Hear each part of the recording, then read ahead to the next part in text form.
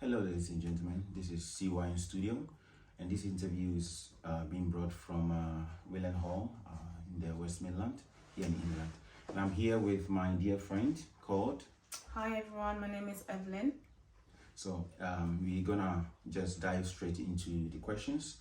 So my questions are divided into three sections. Okay, I have the friendship, I have the personality, and I have the spirituality. So I think we should start with the friendship.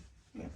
So my first question for you is, if you should create a fictional superhero best friend, how is this friend gonna be like? What is some of the things, because I personally think friendship is very important. So what are some of the things you would expect this fictional superhero best friend to be like? Or like a completely new superhero? Yeah, something that you would prefer, ideal. Okay.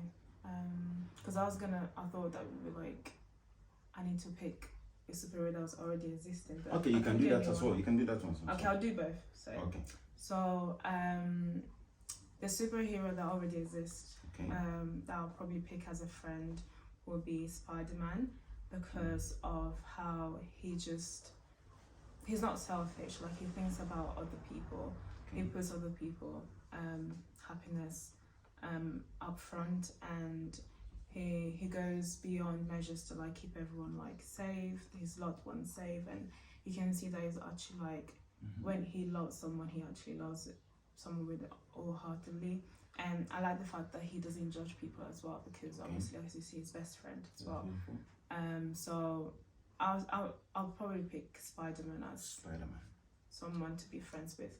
If I had to create one, probably someone that has invisible powers. So when I need to like disappear, I could just be like, friend, I need to disappear. I need to fly. Come. Someone that can pick up my emotions, like probably someone that has an emotional radar, so the person can pick up emotions around them. So for example, if I'm happy, they'll genuinely see that I'm happy. If I'm sad, they will see that something is wrong with my friend. They should be able to see through you. It's just a radar, so they will sense it. What's the superhero that can sense something that's going bad? No, Spider-Man, he has the senses in it. So when something's going bad, he sense something that's going bad. So that sense, but it will be emotional senses. So different superhero would probably be like, pick up straight away if someone is lying. So they can tell me, okay, now this person you're talking to is lying. I think that's so invisible powers and emotional senses. Okay, so let's come to the human form. If you should, who would you call an ideal best friend? What are some of the characteristics that you would say my best friend should be? Of course, it's not like you have your own standard, but you want somebody who what's the quality? The qualities that you expect from. For me, I would say what I value, not just like friendship, but like any other relationship. Honesty. That's one thing I really, really value. I also just want the person to be free with me. Then I would say loyal and faithful, and just like someone that won't give up on me. I guess. So you can trust him. Yeah, but the main thing for me is always like honesty. No matter how hard the situation is, I want the person to be able to be honest. Be truthful. Yeah, be honest with me, genuine, I'd say as well. Because some people, I think they miss that genuinity, but I don't think sometimes it's not a bad thing, because sometimes if you love someone, if you don't want to do something, if you love them, you try to do them even though you don't want to. I think that's a good thing, but obviously I want to be able to trust my best friend and be like, okay, for you doing this, I know you're not doing it because you're spending a transaction for me, a transaction for me, but you're just doing it because you love me. So will you accept a truth that is going to be, however, exchanged with some pains from your side? Would you expect somebody to be so direct to tell you the truth the way it is, plain as it is, but however, it's going to hurt you emotionally, maybe at the moment? Would you? Because there are people who are very direct, and there are people who would lie to you just to make you feel I don't like that. I don't like when people just go around the bushes around things. Like, just say it. Like, be direct. I'm a really direct person, so I expect the person to be direct. So for me, it will hurt, but if I know that you're coming from a good place, I'll get over it. Like, do you know what I mean? Yeah, I'll get over it because I know that you love me. And even the Bible, like, it's okay for you to rebuke someone with love, obviously. So I don't expect you to obviously always sugarcoat things for me. That's part of honesty, is like every part. So yes, it will hurt. Like, I'm a sensitive person, so it will hurt initially, but I'll get over it.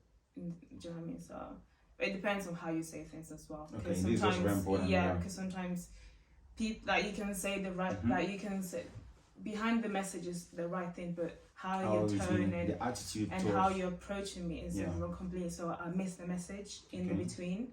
So yeah. Oh, that's beautiful. That's beautiful. What about you want it to be direct, but then you want it to be said in the right way. Yeah. Well, the attitude of which something is said is very important, because it is not always about the content. Okay, because I believe everybody has reasons for whatever they do. Even the guy who's going to steal can give you a reason why he went to steal. But the way, in this particular situation, the way that thing is being said, as we are talking about, the way it's being said is very important, because people's emotions are also involved. And if you speak harshly, and this is something I'm also trying to grow in, because maybe I am very direct, I'm gonna say the things to you the way it is, and I try, as I say it, I also try in that moment to let you know, look, I'm saying it out of love, but I want you to see how this thing is very serious. So don't take it to be bad, and I don't even hate you, because when I say these things, I'm then free. I don't keep in a kind of, if I didn't care about you, anything, any bitterness. I prefer to say it out and be free, and to help you as well to grow, because maybe you are doing something that you don't know. So if I keep it inside, maybe I'm suffering, and maybe you are not growing as well. So it's better we help each other to move forward. I like direct people. Like, obviously, people say I can be blunt and direct, but obviously I'm trying to manage how I say things as well, because I know on the receiving hand it's not as good. So I think I can give it, but I think I need to learn how to, like, kind of receive it. To be fair, I think I receive it well, depending on the person. If I know you well enough to know that where you're coming from is a good place, I can literally be hurt inside, but you will still see my humbleness towards you. So yeah, that's beautiful. Anyways, so this is the first section of my question. Are you not gonna answer? Are you not gonna answer? What? What about you? The same thing. Oh, okay. The same thing. So direct, but the attitude towards the way the thing is being said is also very important. Okay. So we're gonna be moving. So I want you to stay tuned and watch till the end. We have personality and spirituality to be watched.